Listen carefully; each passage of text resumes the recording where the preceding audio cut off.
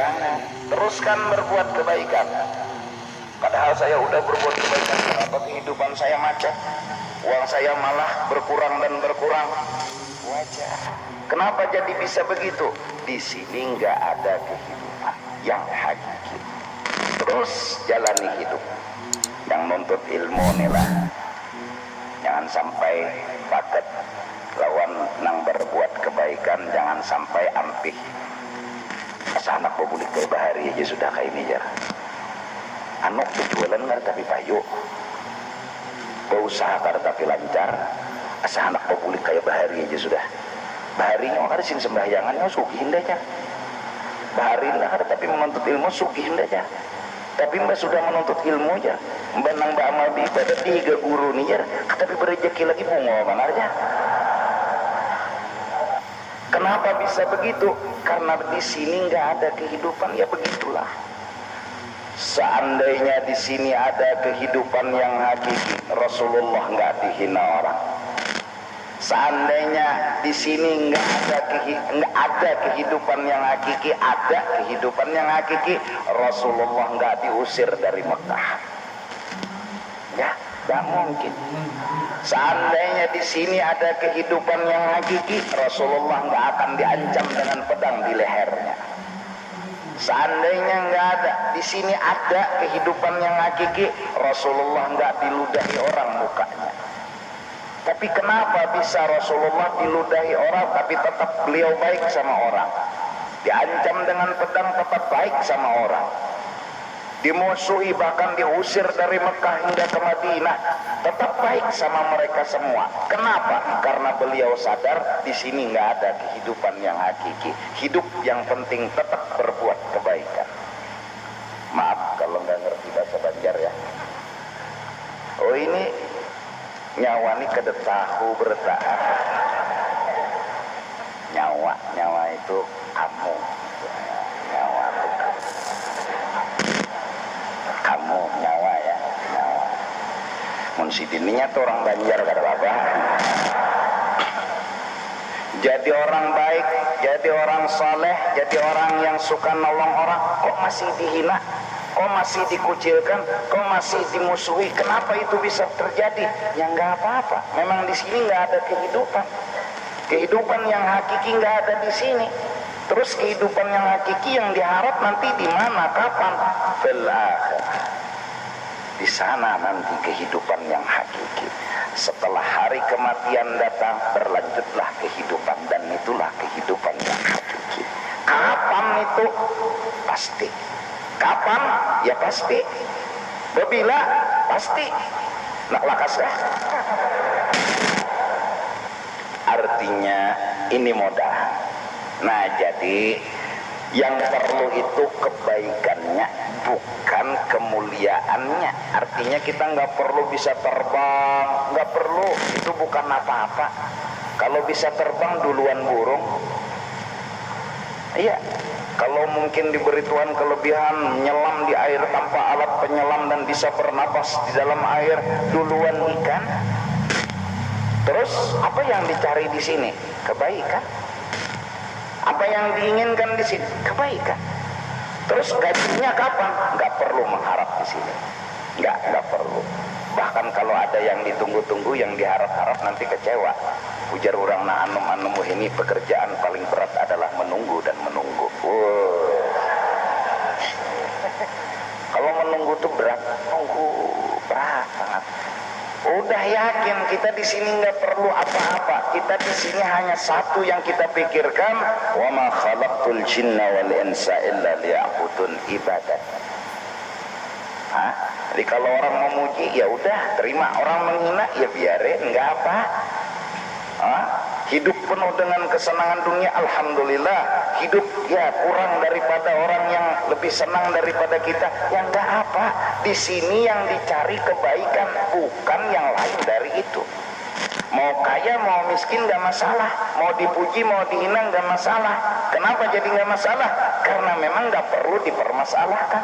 Di sini yang dipermasalahkan satu, selalu berbuat baik dan selalu memberikan kebaikan. Mudah-mudahan Kita semua bisa menanamkan di hati kita, apalagi umur sudah tua, bahwa aku di sini hendak mencari kebaikan dan upahnya, gajinya kena di negeri akhirat, yaitu surga dan isinya. Quran sudah bicara tentang semua itu. Dulu Quran turun di zaman Rasulullah 14.000 abad yang silam, yang belum ada alat canggih, belum ada alat yang hebat. Quran udah bicara air dengan tawar dan masinnya. Quran udah bicara lapisan tanah yang keras, lembut dan segalanya. Quran udah bicara gunung, padahal Al-Quran yang bicara air turunnya di padang pasir. Padahal Quran yang bicara air nggak pernah bercerita tentang pisang, padahal pisang nggak ada di kota padang pasir.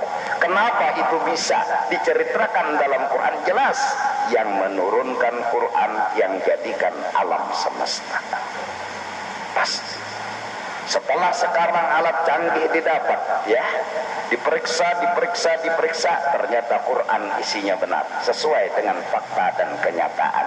Berarti yang nurunkan ini Quran, yang ceritakan alam semesta, dialah yang jadikan alam semesta.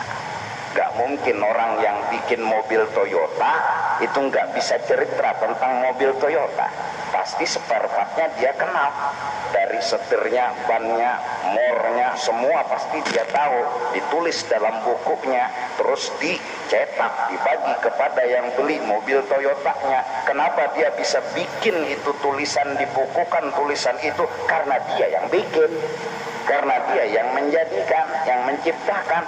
Terus kenapa orang bicara langit, bicara bumi, terus bicara bintang, bicara matahari, bicara lapisan bumi, air dan segalanya? Kok bisa? Dan setelah diteliti benar, tentunya yang bercerita ini adalah orang yang jadikan alam semesta. Tentunya orang yang menciptakannya ini yang bercerita tentang semua. Nah, jadi pertama kita harus hendak berbuat kebaikan. Nah, terus kebaikan itu apa-apa? Ya, yang jelas sholat itu kebaikan. Jadi nang anum-anuman ini sebuting aja. Jangan tertinggal sembahyang, jangan tertinggal. 4 rakaat itu seapa? Coba pikirkan pakai otak, jangan pakai lintuhut. Coba 4 rakaat seapa ada waktu yang kita kosongkan sebentar? Zuhur 4, asar 4, maghrib 3, subuh 2, isya 4. Itu aja. Itu pun nggak harus artinya semuanya dalam waktu yang sama. Enggak, zuhur ada waktunya, asar ada waktunya. Kenapa? Karena kita harus dekat dengan orang yang menjadikan alam semesta. Setelah lama kita menghindar, menjauh dan menjauh, dipanggil lagi oleh Allah, hayya 'alas shalah, hayya 'alal falah. Rukun sembahyang 13. Pertama, rukun artinya rukun digawi soh, ada digawi enggak soh. Rukunnya berapa? 13. Pertama apa? Takbiratul ihram. Apa itu takbiratul ihram? Lafaz Allahu Akbar. Salat Allahu Akbar. Yang mana yang diwajibkan? Allahu Akbarnya, bukan ngangkat tangannya. Yang wajib dulu Allahu Akbarnya, bukan tangannya ini. Kalau diam gitu aja, Allahu Akbar, soh. Kenapa jadi soh? Tangannya nggak diangkat, karena yang wajib Allahu Akbarnya. Terus ada yang begini, Allahu Akbar, soh. Kenapa? Karena tangan perlu dipermasalahkan, walaupun ada aturan ngangkat tangan sampai ke sejajar dengan telinga. Allahu Akbar. Telinga ini, nah, kalau telinganya lembeng janganlah. Ini telinganya apa panjang gitu. Enggak, yang di sininya maksudnya. Iya. Allahu Akbar. Baru diletakkan tangan di atas pusat, di bawah dada. Pegang ke kiri sedikit seperti megang hati. Artinya yang kita jaga dalam sholat ini hati kita. Hati kemana? Lagi jalan-jalan kemana hati? Maaf, sekali-sekali saya bahasa Indonesia ya. Oh ini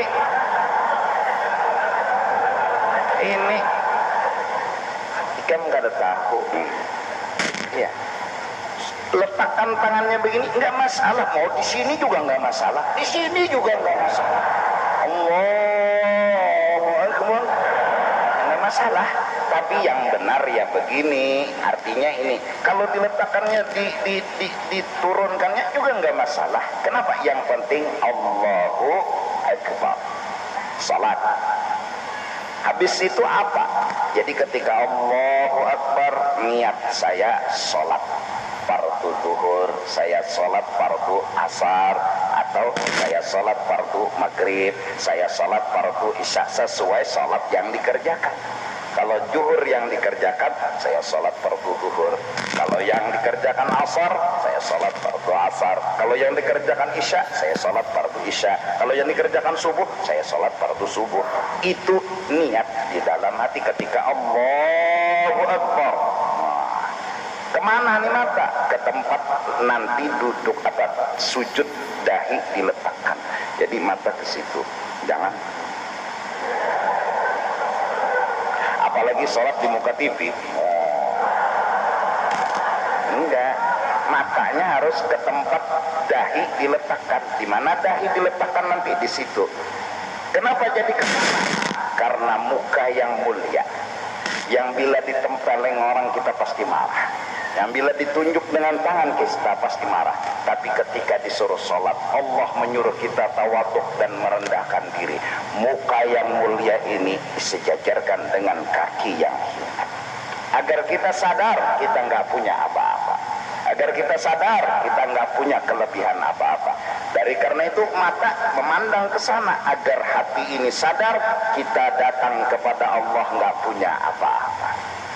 Kita nggak punya kelebihan apa-apa. Kelebihan apa yang kita miliki? Nggak ada. Mata.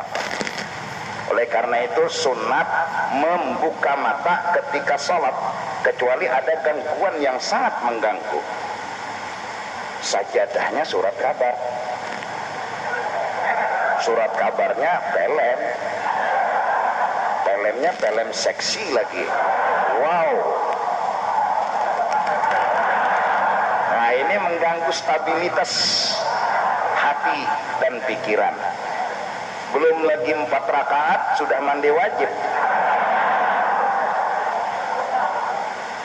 Jangan.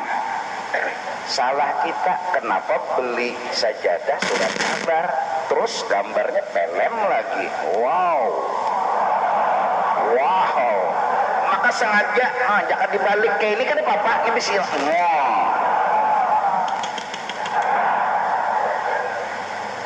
Iya.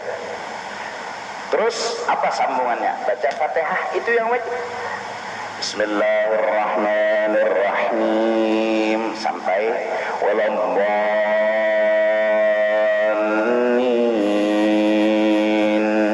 Sudah. Amin dibaca enggak? Enggak.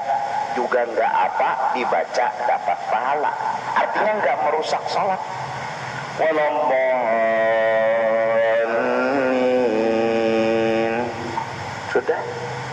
Sudah enggak? Amin. Nah, kalau pakai amin dapat pahala. Kalau enggak Pak, enggak masalah. Ini namanya yang penting sholat. Ruku. Nah, maaf berdiri dulu. Maaf.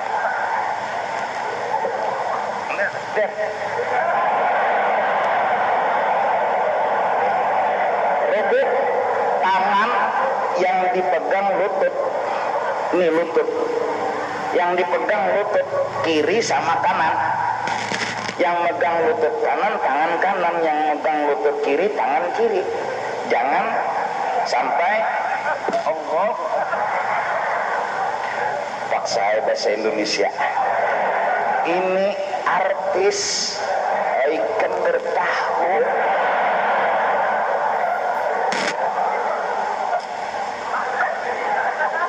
Ini artis ya.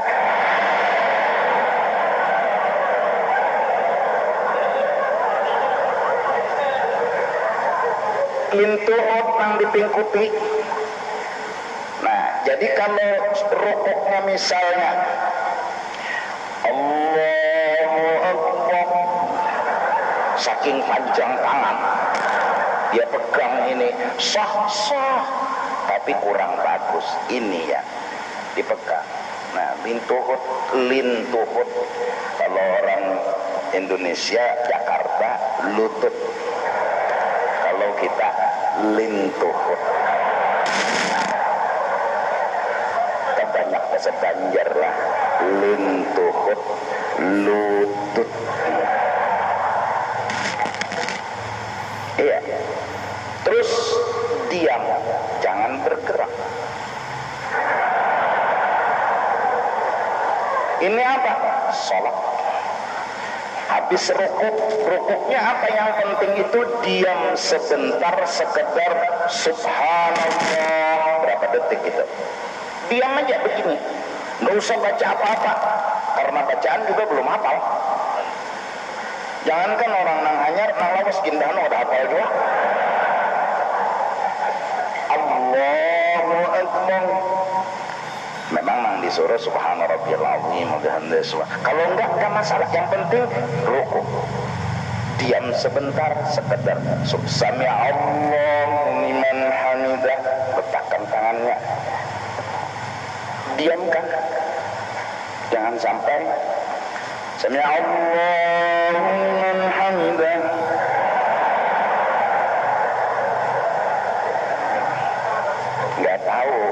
Nggak tahu kasihan. Sami Allahu liman hamidah.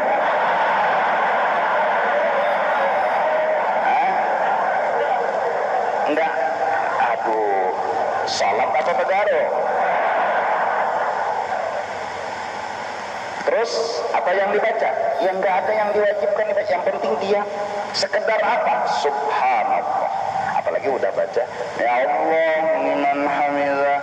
Nah, terus sujud. Tidak apa sujud, duduk antara dua sujud ini dahi yang dikenakan, tangan, lutut, ibu jari kaki. Artinya nomor 1 cukup, apalagi kelima-limanya dikenakan semuanya. Ini lututnya, tangannya, dahinya. Berarti berapa? Dahi, tangan 3, 5, 7. Ini yang diletakkan semua. Jadi kalau orang sujud, tangannya udah diletakkan, dahinya belum sujud lagi namanya. Jadi ketika 7 anggota sudah kena semua, baru sujud. Terus hidung sunat, kalau nggak kena ya nggak masalah. Hidungnya lepas, kecuali yang bahaya itu hidung panjang. Pak saya bola luang ngesian di pasujudan.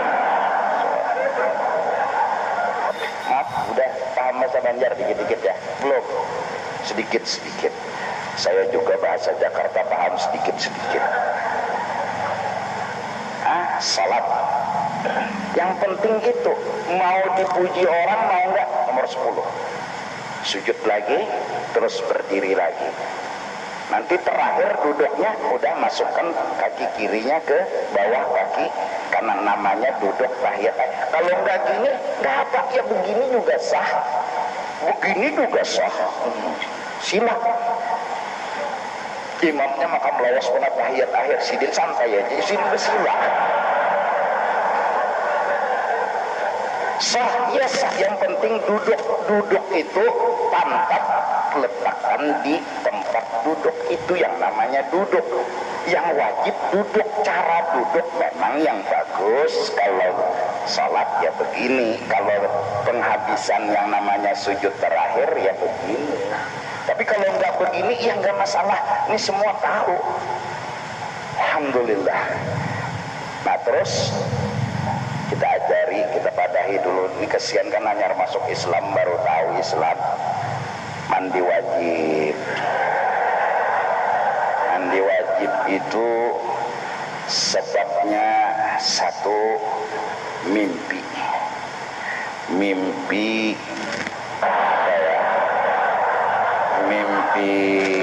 keluar air sperma. mimpi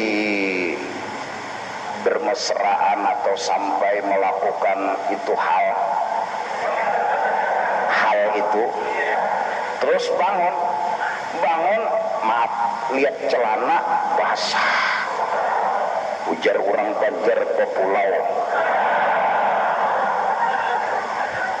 basah, wajib mandi. Dua, kalau mimpi banget, mimpinya serius banget, luar biasa kayak seperti kenyataan, sekali bangun gak basah, gak wajib mandi, rezeki lo.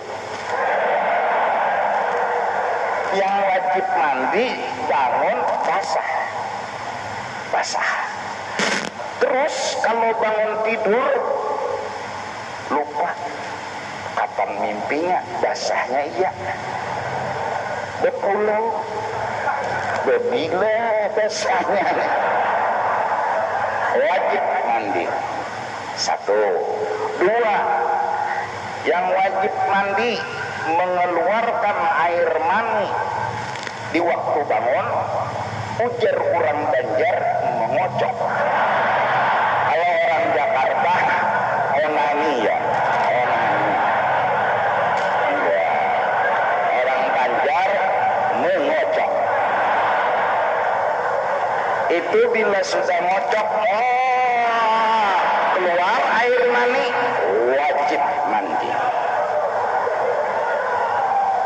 Sengaja lah, artinya ya maaf, dikocok, digisanakan, dipair misalnya, cara apapun bila keluar air sperma maka wajiblah mandi. Tiga, yang bikin wajib mandi bersetubuh. Arti bersetubuh, bertemu dua sunatan. Arti sunatan di sini sunatan laki-laki sama sunatan perempuan. Jadi bertemu, dia bersalaman. Nah, terus setelah kenal bersalaman, diizinkan masuk ke dalam satu gua. Masuklah ini. Nah ini masuknya udah wajib mandi. Keluar sperma ataupun tidak, tetap wajib mandi bila sudah masuk. Contoh, ini hukum, saya nggak mengada-ngada. Ketika sama istri main, wah, terus ada yang teriak kebakaran, dia cabut, ini belum keluar, cabut keluar. Oh memang benar api di depan rumah, langsung pakai sarung, pakai baju, pakai sandal keluar. Lalu selesai kebakaran, dia berpikir, tadi saya belum keluar, tapi saya nggak wajib mandi. Wow, pokoknya bila udah masuk, keluar nggak keluar, wajib mandi. Batas masuknya sampai di mana? Cukup helm.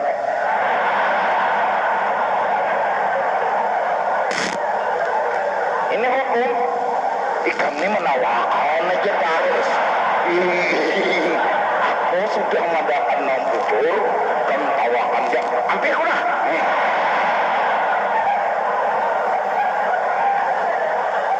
Iya. Helmnya lah. Kepalanya kena. Jaka ada contoh sikong nah.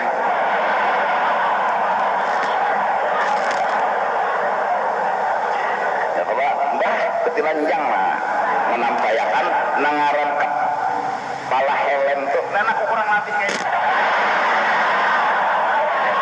Maaf, ininya aja udah masuk, wajib mandi. Mau keluar mau enggak wajib mandi. Nah terus mandi wajib itu rukunnya yang penting berapa? Niat. Satu, ketika membasuh dan mandi, mau kepala yang didulukan, mau tangan kanan, mau badan, mau apa aja, cuma sunat kepala. Karena menurut agama malah sunat kepala 3 kali, kanan 3 kali, kiri 3 kali agar panas netral keluar dan kembali seperti semula. Ini kembali ke setting awal. Terus itu matang sempurna. Kalau asal mandi aja, saya mandi wajib, gitu aja kata di hati, saya mandi wajib, udah selesai. Apa kubu itu apa? Sirnya. Terima kasih. Siram terus, siram terus dari kepala ini. Yang penting satu niat, dua basah seluruh tubuh. Itu aja mandi wajib. Niat basah seluruh tubuh. Maaf tadi.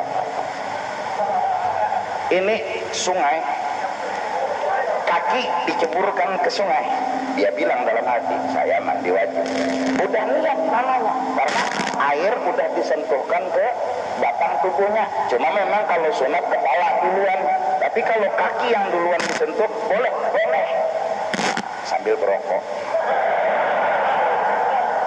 Tapi ini kakinya udah disentuh ke air, pura-pura ketingsir, timbul lillahi ta'ala. Yang penting niat sama basah seluruh tubuh. Itu mandi wajib. Hanya rejo guru nih bepada ikan juga hanya turun. Itu mandi wajib. Jadi terus mandi wajib apa seluruhnya harus dibasahi? Enggak. Misalnya jam 2 malam, ya kan pengantin hanya resupan momin Tuhan. Jadi jam 2 malam mandi kepala aja dulu.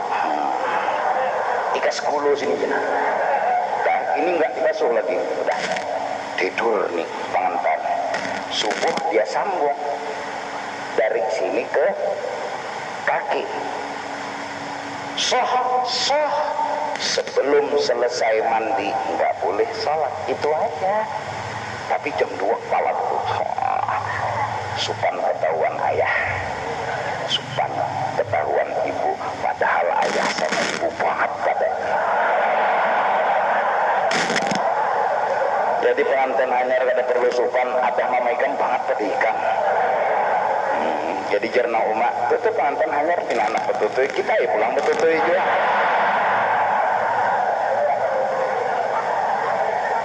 Kubui basah seluruh tubuh, kepala tadi sambung boleh. Tapi kata boleh man sembahyang dulu man kada tuntung supan non mintuha kesian, karena orang pengantin anyar tuh biasa kuring udah mintuha ini mihintipakan juana kampun, paham? Nah itu yang penting. Terus kalau orang sudah mandi wajib, sholatnya benar, wudhunya benar, nggak diberi apa-apa oleh Allah kelebihan, dia usahanya macet, dia malah dihina orang, nggak perlu sedih. Kenapa jadi nggak perlu sedih? Di sini nggak ada kehidupan yang hakiki. Di sini hanya harus tetap berbuat baik, dan itu malah ujian. Tetap nggak berbuat baik, pasti nanti suatu saat akan ada balasan yang hakiki, yaitu negeri akhirat. Walal akhiratu khairun laka minal ula. Walal akhiratu khairun wa abqa. Apalagi sudah? Akhirat itu lebih bagus. Akhirat itu kekal. Kalau di sini nggak kekal. Kalau di akhirat kita nanti mati masuk dalam surga, waduh, mau buah anggur ada buah anggurnya. Ini namanya kelebihan yang luar biasa dikasih Allah buat ahli ibadat. Kalau di dunia kita makan anggur beli dulu, itu pun kalau ketemu warung pasarnya. Kalau nggak ketemu mana bisa, ketemu juga pasarnya. Warungnya ketemu tapi orangnya nggak jualan atau musimnya belum tiba, nggak juga ketemu sama anggur. Sekarang di akhirat kepingin anggur nggak perlu beli, ada anggur. Mau ikan gabus, wah, ikan papuyut apa ya, ikan betok. Nah itu hebatnya, papuyut itu ikan nang betok.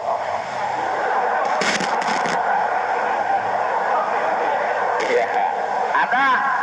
Oleh karena itu di dunia ini sering-sering makan-makan yang halal yang banyak. Waluh, ikan betok, gabus, burung. Nanti di akhirat kalau ada keinginan kan jadi mudah. Kalau makannya waluh, di akhirat kena greteknya waluh aja.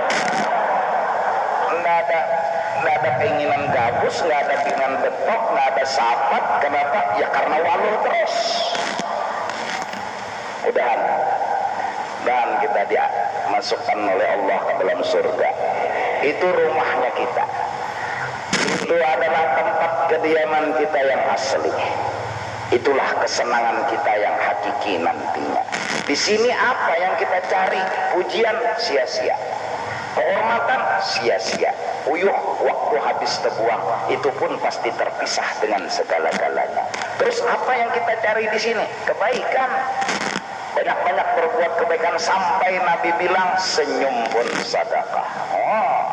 Karena bila kita senyum orang kan orang jadi senang. Coba mun Muhammad merangut. Gugup kurang. Gugup, tahu gugup? Apa gugup tuh ya?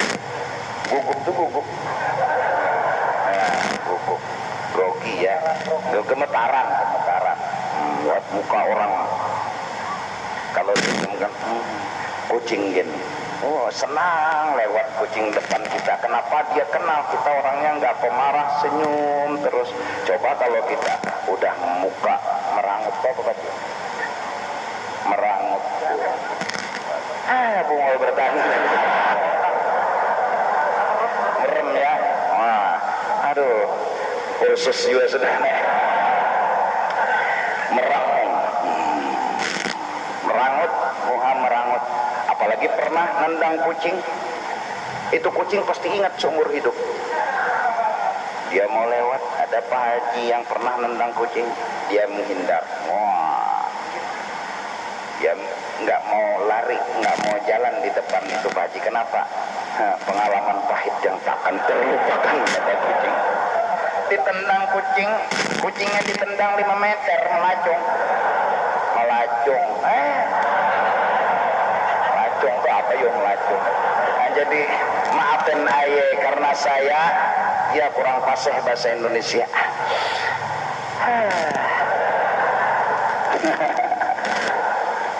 Mudah-mudahan paham lah. Kita yang penting punya pedoman, kita yang penting punya pegangan. Kita yang berbuat baik itu aja. Udah. Yang miskin berbuat baik banyak.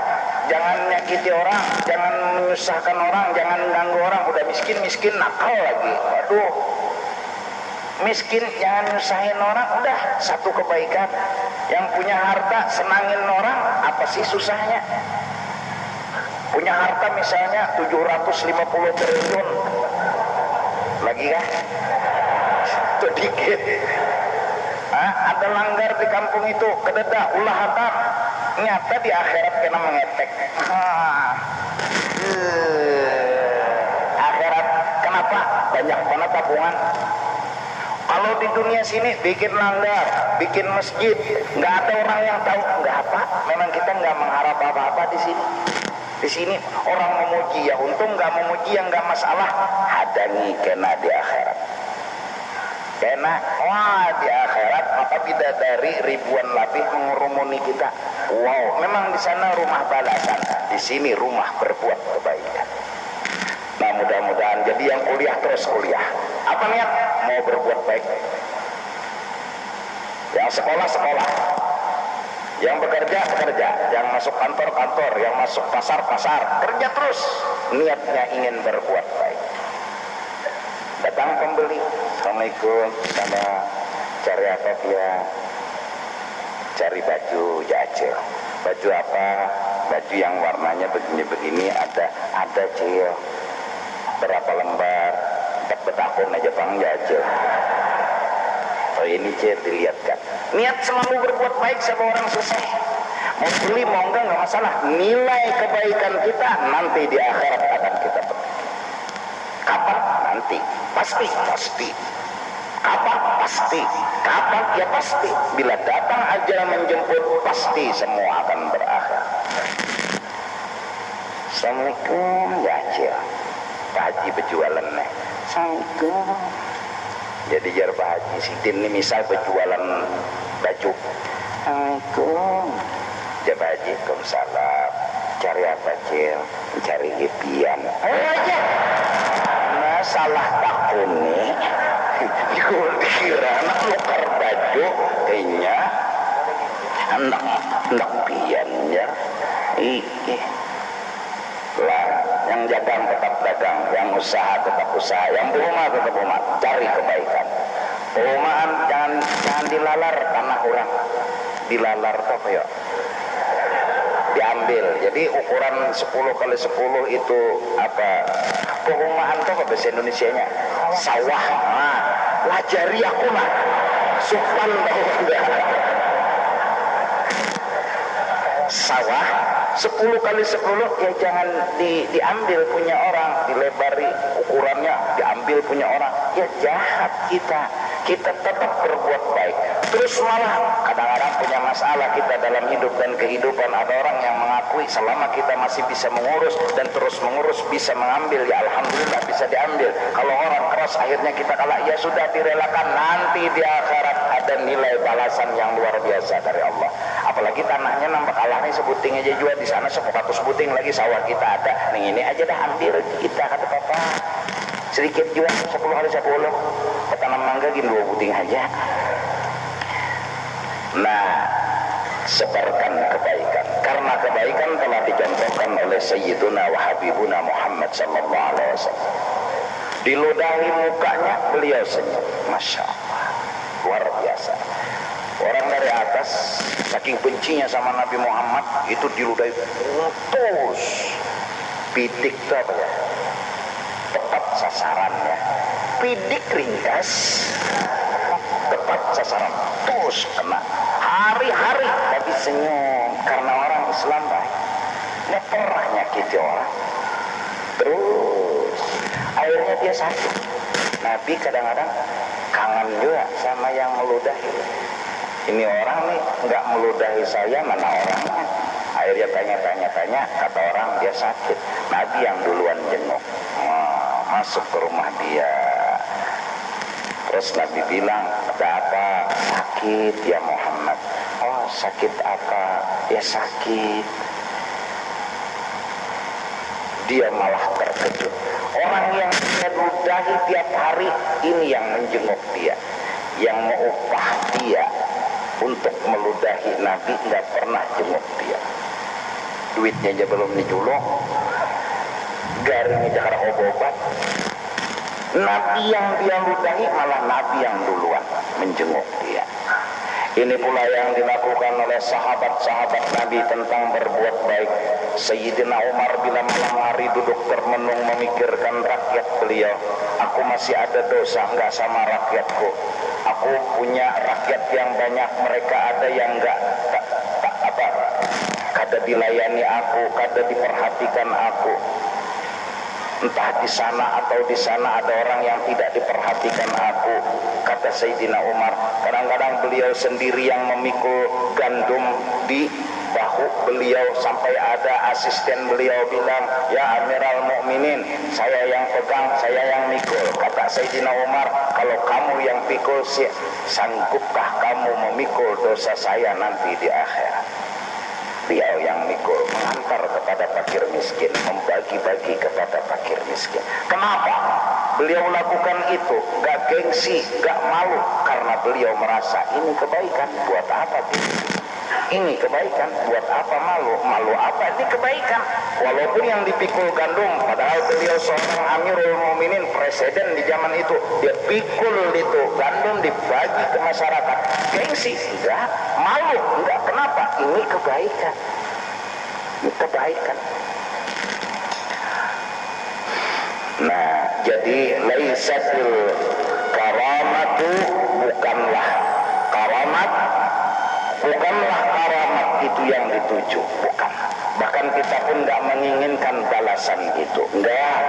Nanti di akhirat kita ingin balasannya. Bal ya syahidatun li jalalati man dhaharat ala yadihi bi syarti wujudil istiqamah. dengan syarat yang penting adalah kita tetap berbuat baik. Soal dibalas atau tidak gak perlu dipermasalahkan, soal dipuji ataupun tidak gak perlu dipermasalahkan. Kalau kita menginginkan pujian di sini, kecewa yang kita rasakan. Kalau kita menginginkan kehormatan di sini, sakit hati yang kita rasakan. Luqmanul Hakim telah beri pelajaran kepada anaknya. Suatu hari dia panggil anaknya, "Hai anakku, yuk kita jalan-jalan." Dibawalah keledai 1 ekor, maka berjalanlah 2 orang ini beserta keledainya. Lalu disuruh sang anak, "Nak, kamu tunggang keledai, ayah yang megang tali." Jalan. Terus ada orang kampung bilang, bodohnya itu anak. Orang tua disuruh berjalan, dia enak-enakan di atas keledai. Kata sang ayah Luqmanul Hakim, "Nak, apa kata orang?" "Ulun dibilang bodoh." "Baik, sekarang ayah yang naik, kamu yang turun. Bisa jadi ini benar dan orang membenarkan dan memuji kita." Naiklah sang ayah, anak megang tali, jalan lagi keledai. Di satu sisi kampung yang lain ada lagi yang ngomong, bodohnya itu orang tua, anak kecil disuruh berjalan, dia enak-enakan di atas keledai. Kata sang ayah, "Nak, apa tadi kata orang?" "Pian bae nang disambet orang bungol." "Terus tadi kamu yang naik, orang bilang kamu salah. Ayah yang naik, ayah salah. Coba kita naik dua-duanya, siapa tahu itu yang benar dan kita dapat pujian dari orang-orang." Jalanlah keledai berjalan, 2 orang yang menunggang. Ternyata di kampung lain ada bilang lagi, bodohnya itu orang, keledai kecil dibuat berdua.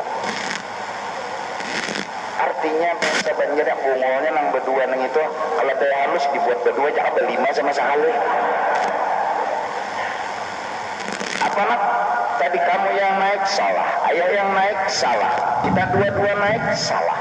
Coba kita lakukan yang terakhir, kita nggak naik dua-duanya, kita pegang tali keledai, kita jalan kaki, keledai kita pegang jalan. Terus orang kampung bilang lagi di satu sisi lain, bodohnya nih 2 orang, keledai dipegang nggak ditunggang, lebih baik ditinggal di rumah. Artinya apa? Gak ada orang yang memuji kita semuanya. Pasti walaupun ada yang memuji, ada yang menyalahkan kita. Siapa yang ingin pujian, cita-citanya gak pernah berhasil. Yang penting tetap dalam kebaikan. Itu aja. Nang begamis, nang betapih, biar aja padakan orang berburut. Betapih taruh kesana kemari, berburut si jentu aja. Biar, apalagi bujur. Amunnya kata bujur, berburut. Burut itu burut apa? Nah, burut itu ini besar, apa ya, penyakit. Sering pakai sarung dihina orang, itu ini orang penyakitnya berburut, jangan diperdulikan. Terus yang pakai celana juga nggak perlu peduli, sholat pakai celana itu menghadap Tuhan begitu, enggak. Yang penting tutup aurat. Jangan pernah kita memandang orang. Bukan kita nggak menghargai orang, enggak. Tapi manakala hidup menggantungkan pujian kepada orang, kita jadi nggak ada pedoman, nggak ada prinsip. Yang penting kita baik, yang penting kita benar. Manakala kita salah, ada yang menasihati kita, kita harus mendukung dan merubah diri kita. Tapi kalau sudah benar, ada yang menghina, ya udah nggak usah diperdulikan. Jalan terus dan berjalan. Tunggu hari akhir, yaitu kematian. Disitulah nanti kebahagiaan hakiki yang akan kita dapat. Istilah anak muda sekarang, mendung tak selamanya kelabu. Bila hari mendung, belum tentu hujan. Bila hari hujan, bisa jadi ada sing mendung-mendungan. Nah, mudah-mudahan kita selamat dunia dan akhirat, dan mudah-mudahan hati kita kembali untuk mencintai akhirat, dan selama ini dosa dan kesalahan kita diampuni oleh Allah, dan Allah Subhanahu wa taala selalu membimbing dan memelihara diri kita hingga nanti akhir hidup kita tetap membawa iman dan ma'rifat, dan akhirnya kita menikmati kehidupan yang hakiki lebih jauh daripada nyaman, lezat, indah daripada kehidupan dunia, yaitu kehidupan akhirat. Amin amin ya rabbal alamin. Amin. Bismillah. Jangan teruskan.